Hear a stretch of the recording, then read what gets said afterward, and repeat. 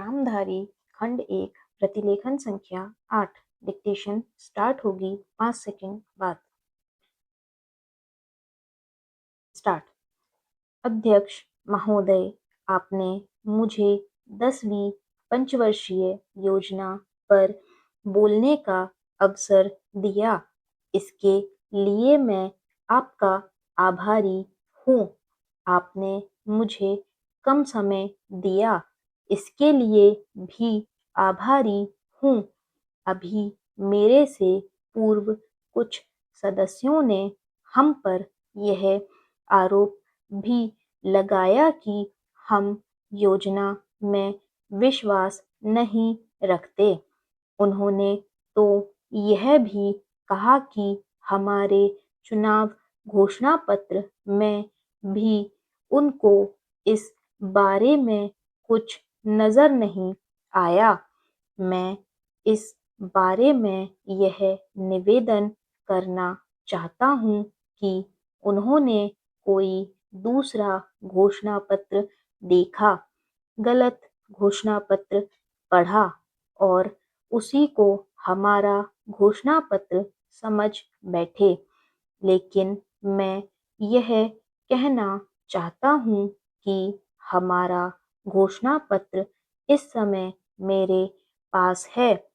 इस घोषणा पत्र में हमारी घोषणा में योजना के बारे में स्पष्ट रूप से कहा गया है कि हम योजना पर विश्वास रखते हैं, लेकिन ऐसी योजना पर विश्वास नहीं रखते जो जनता के दुखों को दूर नहीं कर सकती, जो जनता के कष्ट दूर नहीं कर सकती। आज तक जितनी भी योजनाएं बनाई गई हैं, जिन्हें हम पहली पंचवर्षीय योजना, दूसरी पंचवर्षीय योजना और 10वीं पंचवर्षीय योजना आदि कहते हैं, और उन योजनाओं में हमने जो कुछ निर्धारित किया, उनसे हम जनता के दुखों को दूर नहीं कर सके और जनता के कष्ट दूर नहीं हुए। इन योजनाओं के परिणाम भी हमारे सामने हैं।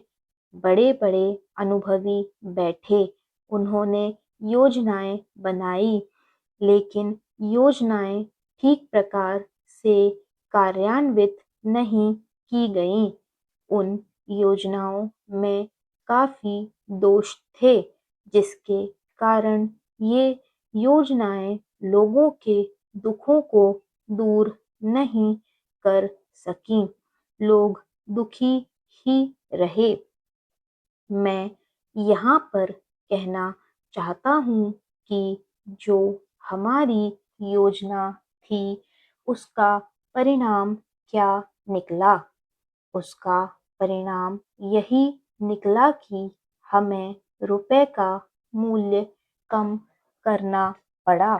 जो योजना होती है, वह राष्ट्र धन को ऊंचा करने के लिए बनाई जाती है, लेकिन हमारे सामने आंकड़े हैं।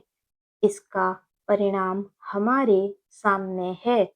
हमने अब तक 9 पंचवर्षीय योजनाएं कार्यान्वित की हैं, लेकिन हमारी प्रति व्यक्ति आय में और जीवन स्तर में अपेक्षित वृद्धि नहीं हुई है।